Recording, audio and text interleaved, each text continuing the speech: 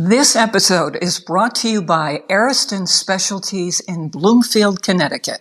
They're makers of amazing olive oils and other Greek delights. Check them out online at aristonspecialties.com. That's Ariston, Ariston, specialties.com.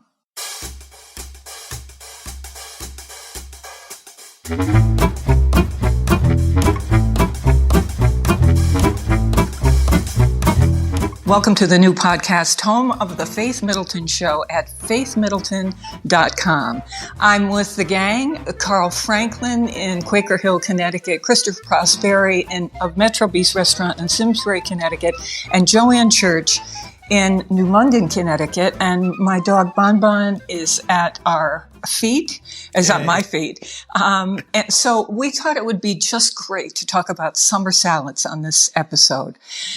So I'm going to start with you folks, because mine involves watermelon and feta. So how about you telling us where, which one of your favorite summer salads to make? Now I want watermelon and feta. That sounds great. I'll get to that. Okay, who's got what? Chris, how about you? What do you got? All right, I'll go first. This time of year, any time of year, tomato salad. It's something I learned from my dad, and it is a salad he eats from mid-July all the way through September and sometimes even into October every single day. And it's a simple tomato salad. It's just you take ripe, garden tomatoes, slice them about, 3/4 of an inch thick, lay them on a plate, and then on top goes sliced red onion, a little bit of basil, some olive oil. He puts a little vinegar, which I've never seen, and I love it on it, and some salt and pepper, and that's it. And I tell you, he eats this for lunch every single day, and every time I have it, I'm just like, wow, this is the best, simplest salad to have in the summer. Yeah. I am starving for that.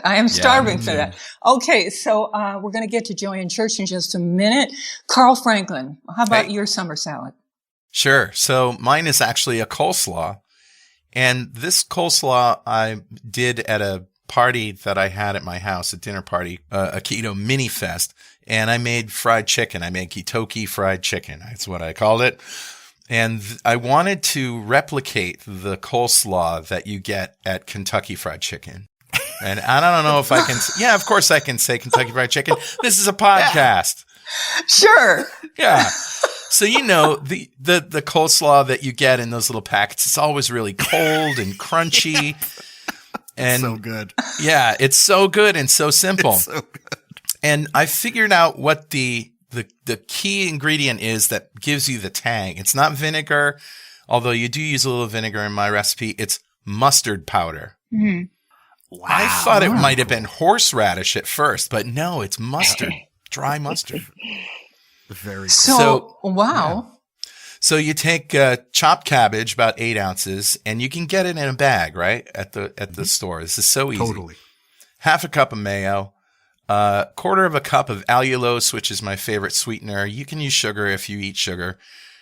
Tablespoon of vinegar, white vinegar, champagne vinegar, red wine vinegar, whatever you like, and a teaspoon of mustard powder. Mustard powder. Now you can thin it out with some heavy cream if you want, but that's it. That's all it is, and it tastes just like Kentucky Fried Chicken coleslaw. I thought you were going to say I'm so heaven. trying that. Heaven. I thought you were so say trying heaven. that. Tastes just like heaven. That's a beautiful thing. All right, Joanne Church. Well, if it's summer, the grill's going to be out. So whatever fresh vegetables are at the farmer's market, I'll put those on the grill. It could be green beans, definitely the cherry tomatoes. I also love to get the pearl-sized mozzarella and grill that. It looks like toasted marshmallows, but it's so much fun.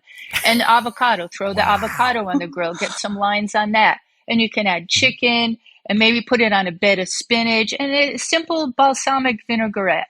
But it looks beautiful. Everything's got grill marks. It's tasty, it's fresh, and it's on the grill. Off the grill. I'm going to go out to a patio for dinner with my neighbors, and I don't see how I'm going to get around not ordering salad. I mean, it's impossible. Right. If they don't have a good salad, I'm going to go crazy because it sounds so good. Okay, very quickly, I will tell you about a favorite of mine, and that would be feta cheese crumbled up.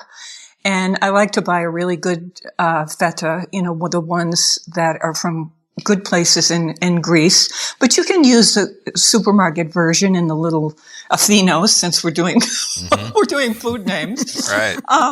So anyway, I've got a couple stores where I get my feta cheese from these sort of Greek markets, and then I just chop up some watermelon and a little bit of mint, and then I do a little bit of oil and just the tiniest amount of the softest, say white vinegar, and stir it all up, and there you go. And I have done, I've thrown corn in there. I'll add things. I've thrown pieces of chicken in there because I like that combination of flavors. I've thrown Kalamata olives in there. Wow. So that's a favorite of mine. That sounds so good. The salty and the sweet together. Do you put bacon on top? No. No, I do not. No. Not even now, right? No, I know. Hey, Carl, I forgot to say about you that Carl has his own podcast, and it's called 2 Keto Dudes. And that's why he will sometimes mention keto recipes to us. That's right. He's teaching me, in fact, how that diet works. But anyway, what were you going to say, Carl? You reminded me of the best bite I ever had. And this might be a topic for another podcast. What's the best bite you ever had, right? Ooh. I was in Barcelona at a technical conference put on by Microsoft 15 years ago. I don't know when it was. And we were at a party for the speakers, and they brought around these hors d'oeuvres on a plate. And it was a cube of the freshest sushi grade tuna you've ever tasted, and a little piece of cantaloupe melon in olive oil and cracked black pepper and a little salt.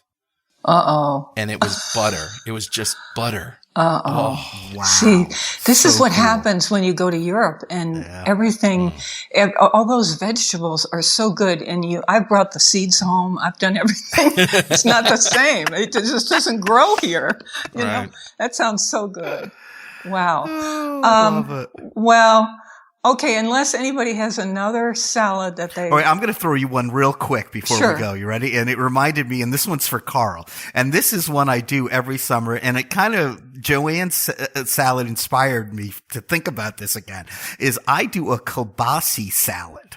I know it sounds weird, but I take kielbasi and I cut it in half lengthwise so I get nice long pieces, and I grill it, till it gets a nice char on it. Yeah. And then when it comes off the grill, I let it cool just a little bit, and I chop it up into pieces, and then I throw it in a bowl, and I may grill some onions or, some peppers too with it, but it doesn't have to be. And then I toss it with balsamic vinegar, a little olive oil, and some fresh basil. And talk about a perfect bite. If you just take a toothpick and grab a little piece of that kielbasi with the vinegar and the basil and just pop it in your mouth. So salad doesn't have to be just vegetables. It can be meat. No, it certainly doesn't. What I usually do is I feed the salad to the pig and then eat the pig. But in this case... That's how I could squeak in some bacon. That's exactly how. Okay. Hey, listen, great to be with all of you, and you are listening to the all new Food Schmooze party, Faith Middleton Food Schmooze party, and just look it up. Remember the words all new, and you'll go right to our brand new episodes. Thanks to Carl Franklin, Chris Prosperi, and Joanne Church. I'm Faith Middleton with Bon Bon, and we'll see you later. We're going to go eat. Yeah.